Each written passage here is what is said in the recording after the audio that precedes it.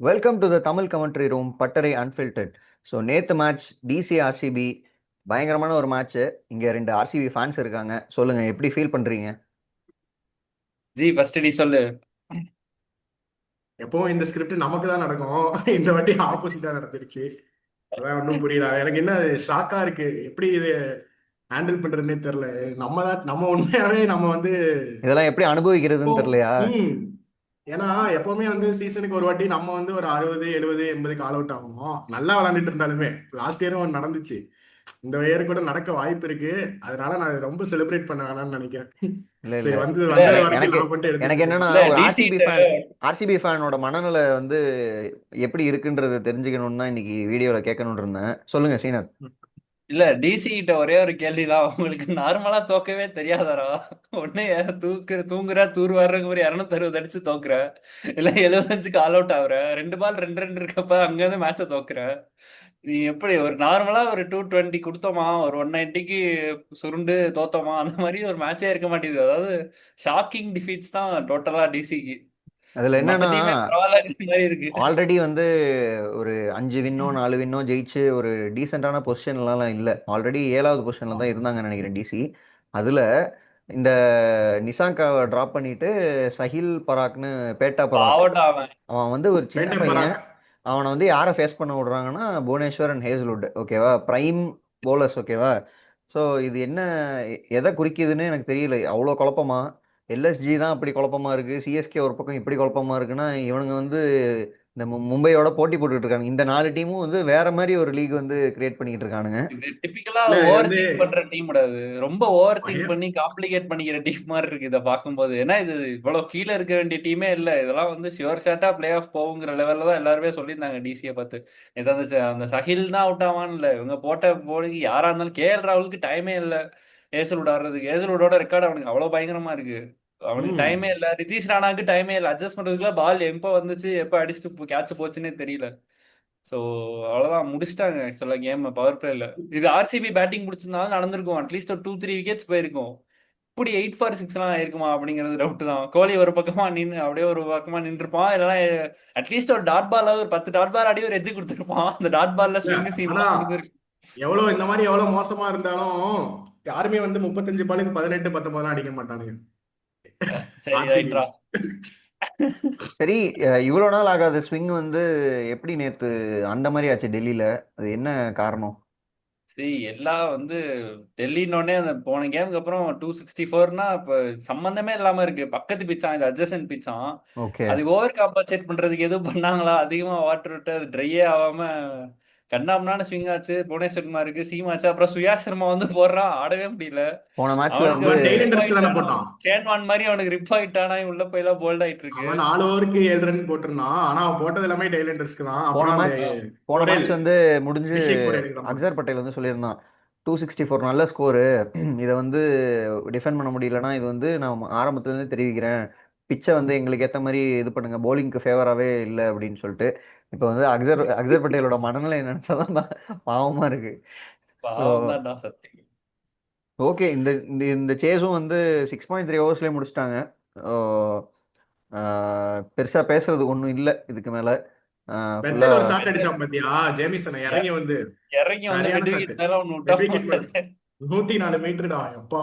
Bethel. சரியான ஏதாவது பார்த்தாங்க அந்த ஷாட் அடிச்சோன்னே. சேஸ்லாம் ஒன்றும் அதான், பேசுறதுக்கு அந்த எதுவும் இல்லை. அளவுக்கு நமக்கு வந்து பெஞ்ச் ஸ்ட்ரென்த் பயங்கரமா இருக்கு. சால்ட் இல்லாத பெருசா ஃபீல் பண்ணாத அளவுக்கு பெத்தல் வந்து குயிக் ஸ்டார்ட் கொடுத்துட்டு தான் இருக்காரு. ரொம்ப ரொம்ப லோ ஸ்கோர்லாம் இல்லாம ஒன்றும் பிரச்சனை இல்லை, போயிட்டு படிக்கல் இருக்கு. பாருங்க, படிக்கல் என்ன வா, பிரம்மாண்டமா டேய், ஆடிட்டு இருக்கான். கடந்த 2 3 வருஷத்துல மோஸ்ட் இம்ப்ரூவ்டு பிளேயர் வந்து எனக்கு தெரிஞ்சு படிக்கல் தான். படிக்கலாம் வந்து நான் T20ல வந்து ஒரு மாதிரி எக்ஸ்பெக்டே பண்ணல. இப்போ ரைட் ஆஃப் ஏதோ ஒரு பண்ணியாச்சு. டீசெண்டா ரைட் ஆஃப் பண்ணியாச்சு. ஒரு டீசெண்டா ஒரு 140 ஸ்ட்ரைக் ரேட்ல வந்து இன்னொரு 10 வருஷம் ஐபிஎல் ஆடுவாங்கிறது எனக்கு எல்லாருக்கும் தெரியும். இல்லை, 3 வருஷத்துக்கு இப்படி முன்னாடி வந்து எப்படி இருந்ததுன்னா, எக்ஸ்ப்ளோசிவா. 3 வருஷத்துக்கு முன்னாடி எதுக்குடா அவனை எடுத்து உட்கார வச்சிருக்கீங்க அப்படின்ற மாதிரி இருந்தது. ஆனால் இப்போ அப்படியே அவன் ஹிஸ்டரியை வேற மாற்றிட்டான். பிளேயர் ஆயிட்டான். இல்லடா, அந்த ராஜஸ்தான்ல ஒரு வருஷம், எல்எஸ்ஜில ஒரு வருஷம் இருந்தால, அப்பெல்லாம் ரொம்ப மோசமா இருந்தான். மோசம். அப்ப ம். நம்ம இந்த தீபக் கூட, ராகுல் திரிபதி, விஜய் சங்கர்லாம் இருப்பாங்கல்ல, அந்த கேங்கோட சேர்த்துக்கிட்டு இருந்தானுங்க. ரொம்ப மோசமா இருந்தான். ஆனா எப்படி இப்படி ஒரு டேர்ன் அரவுண்ட் வந்து எனக்கு நம்ப முடியல. எப்படி ஒரு ஏன் அவன் பிளேயரால வந்து, ஏன்னா டெக்னிக்கலி ஒரு சூப்பரான ஒரு பிளேயரு. ஓடிஐ டெஸ்ட்டுக்கு ஓகே, ஆனா T20லயே அதே அந்த எப்படி சொல்றது அந்த அவன் டச்சை ஆடுற எடுத்துட்டு ஷாட்ஸே வரான். ஆனா ரன்ஸ் வந்துகிட்டே இருக்கு. அவன் எதுவுமே ஆடுற வந்து ஷாட் ஃபேன்சி ஷாட்ஸ்லாம் எதுவுமே கிடையாது. ஆ. நார்மல் அவன் கிரிக்கெட்டிங் ஆடுற ஷாட்ஸ் தான் டிரைவ் ஆடுறான். நார்மலா டெஸ்ட் மேட்ச்ல ஆடுற அதை டிரைவ்ஸே வந்து அப்படியே லாஃப்ட் லாப்டடா டிரைவா இருக்கும். ஆடுறான். அவ்வளவுதான்.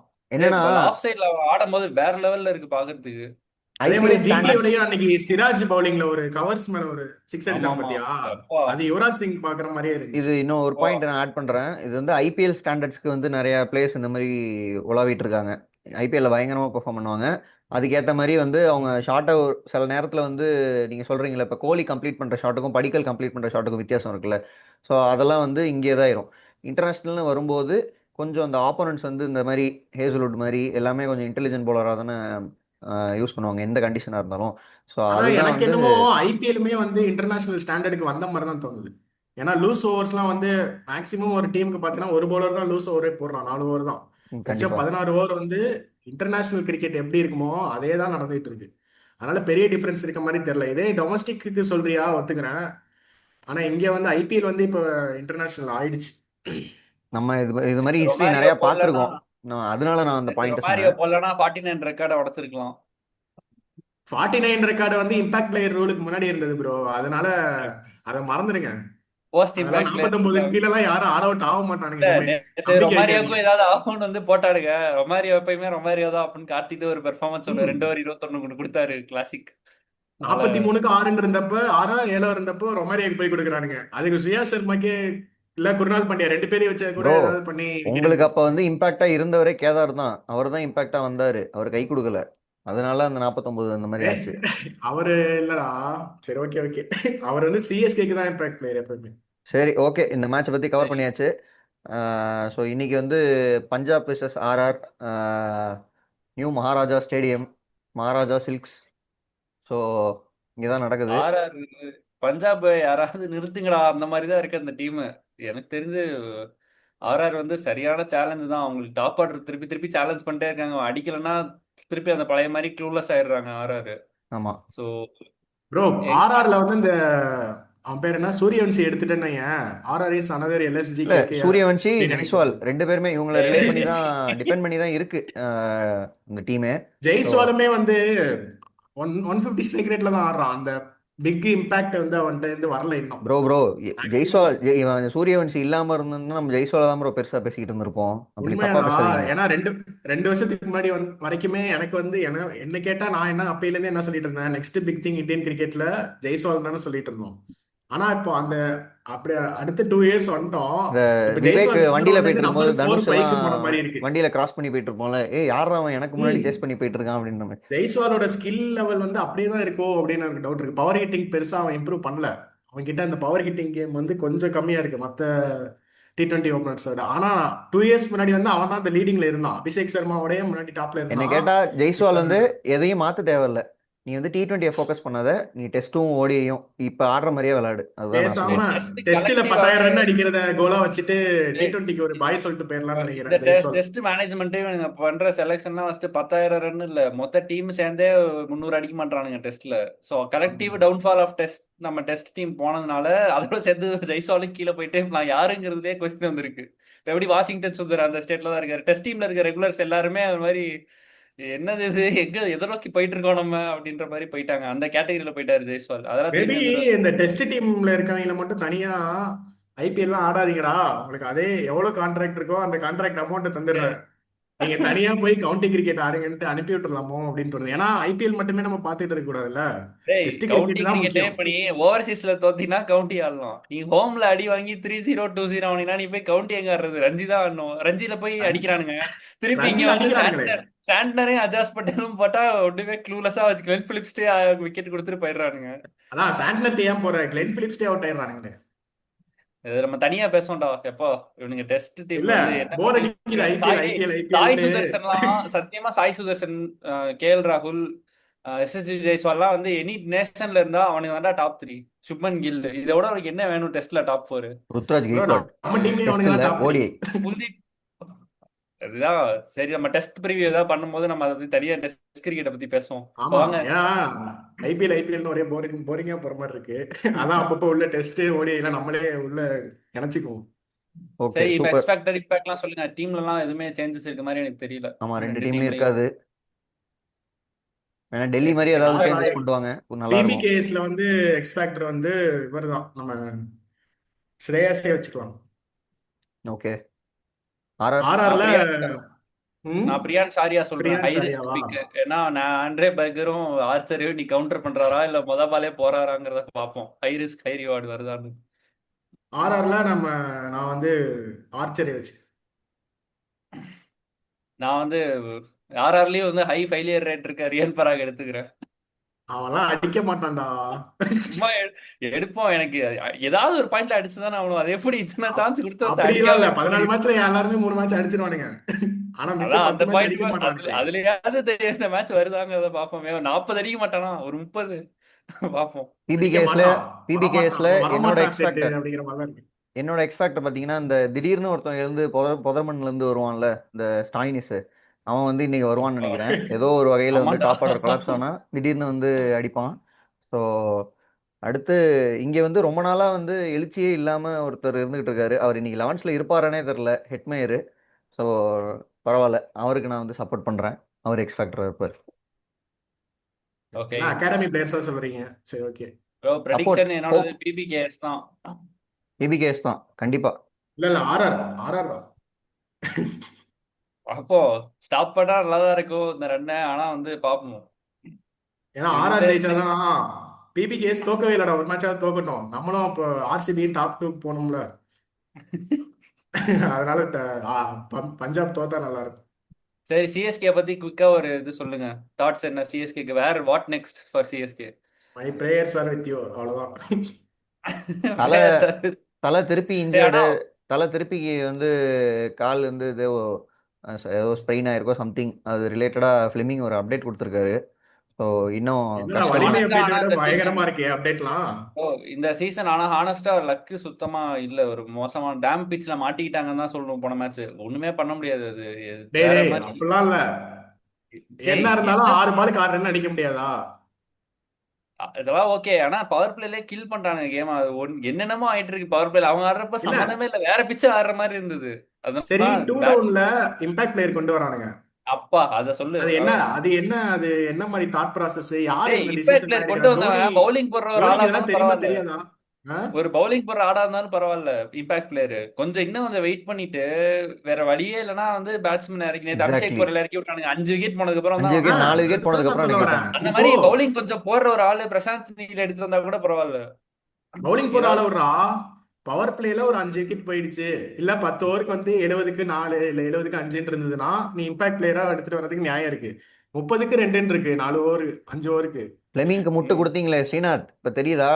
இல்ல, எனக்கு வந்து இது எப்படி நீ எடுத்துக்கிறதுன்னு ஒரே தெரியல. ஆள் அப்போ மேல ஏன் போடுற? வேற பிரவிஸ் திக் டாக்ல வேற வேற யாரு? யாருமே இல்லையா? ஃப்ளெமிங் மூஞ்சி வேற தான் யார்? காட்டுறாங்க கேமரால. நீ வந்து இவர் தான் வந்து ஏய், போ. கேமரால காட்டுறான். சரி, கேப்டன் தானே கால் எடுக்கணும். ஏன் எடுக்கல அந்த கேப்டன் கால்? கோச் 2 பேருமே தான்டா பொறுப்பு. கேப்டன் ஏன் கேப்டன் சொல்லவே மாட்டீங்க? கேப்டன் கேப்டன் கிரவுண்ட்ல இருக்கான். அவன் அவன் எங்க இருந்து கால் எடுப்பான்? இங்க இருந்து வாக்கி டாக்கிலே அவன் சொல்ல முடியும்? கேப்டன் டேய், இந்த மாதிரி சொல்லலாமே. ஏன் இந்த ஓவர் மாதிரி பிரேக் இருக்கு? இந்த மாதிரி ஆகுன்றது இந்த மாதிரி அவன் ஆகுன்றது ஷாக் ஆன மாதிரி கூட தெரியல எனக்கு இல்ல ருட்ராஜ். ப்ரோ. இது பிளான் பண்ணி நடந்த ஆஹா, மாதிரி தான் இருக்குது. 2 இந்த விக்கெட் மாதிரி போயிடுச்சு, நான் இறக்கி விட்டுருக்கேன் சார் அப்படின்னு. இந்த மாதிரி ஒரு சுச்சுவேஷன் வரும்ன்றது வந்து உள்ள இருக்கவனுக்கு வந்து தெரியாது. ஓகேவா? ஸோ தெரியும், இதெல்லாம் கண்டிப்பா டிசைட் தெரியும். பண்ணிருக்க மாட்டாங்க. இதெல்லாம் பேசிட்டு தெரியும்டா தான் டேய், வருவாங்க. தெரிஞ்சோம். இப்படிலாம் ஷாக் பேசிட்டு பண்ணிலாம் தான்டா கேப்டன் வருவாங்க. ஷாக் பண்ணிலாம் பிளான் ஏ அனுப்ப பிளான் மாட்டாங்க. பி எல்லாமே பேசிட்டு தான் வருவாங்க. ம். சரி, இதே 5 கப் அடிச்சப்ப மட்டும் தோனி தான் சொல்றீங்க. இந்த மாதிரி மைக்கேல் போர் அசி தானே டிசிஷன்லாம் பேட்டிங் எடுக்கிறப்போ கோச். ஏன் இருங்க, அப்புறம் மைக்கேல் அசிக்கு ருத்துராஜ் சொல்றீங்க? ஹேட்ரஸே கிடையாதுல்ல. மைக்கேல் அசி ஹேட்ரஸே கிடையாதுல்ல. பேட்டிங் கோச் யாரு? மைக்கேலசி அப்ப ப்ளேம் பண்ணுங்க. யாரோ ஒண்ணு பிளேயிங் யாரையாவது அடிக்கணும். கேம்லாம் ஆரம்பிச்சா மொத்த மேனேஜ்மெண்ட் தலையை சேர்த்து எல்லாரையும் தான் பண்ணுவேன். டிரான்சிஷனை ரொம்ப புவரா ஹேண்டில் பண்ணிருக்கீங்க. ஆன்ஃபீல்ட் டிசிஷன்ஸ்லாம் ரொம்ப 2014ல இருக்கு இன்னும். ஒண்ணுமே சொல்றதுக்கு ப்ரோ இல்ல. இது தலையே இல்லாத இடத்துல நீங்க தலையை தான் ப்ரோ, எங்க போனாலும் வந்து நீங்க வந்து தலை மேல தான் ப்ரோ வந்து எல்லாத்தையும் தூக்கி போடுறீங்க. தலையை வந்து நம்ம த- அடிப்போம். அதாவது அவர் மேல ஏதாவது தப்பு அடிக்கலாம் இருக்கும்போது அவர் இல்ல, என்ன அடிக்கலாம் இல்லடா, யாரையுமே அடிக்கல. ரியாலிட்டி. நான் என்ன சொல்றேன், நீ பிளேம் ஒருத்தரை பண்ணாம மைக்கேல் அசி ஏன் கேட்கவே மாட்டீங்க? அந்த டகவுட்ல அத்தனை பேர் உட்காந்துருக்கானுங்களே. பிளேயர்ஸோட சப்போர்ட் ஸ்டாஃப் தான் இப்பெல்லாம் அதிகமா இருக்கு. எல்லாரையும் விட்டுட்டு கேமரா யாரை காட்டுதோ அவரை மட்டும் சொல்றீங்க. இப்ப அவரை சாக் பண்ணிட்டா இந்த ஸ்குவாட் வச்சு ஜெயிச்சிருவீங்களா போய்? கிடையாது. இப்போ அப்புறம் கம்பீர் சூரியகுமார் இருக்கப்போ நம்ம யாரை திட்டுவோம்? கம்பீரை திட்டுவோம்.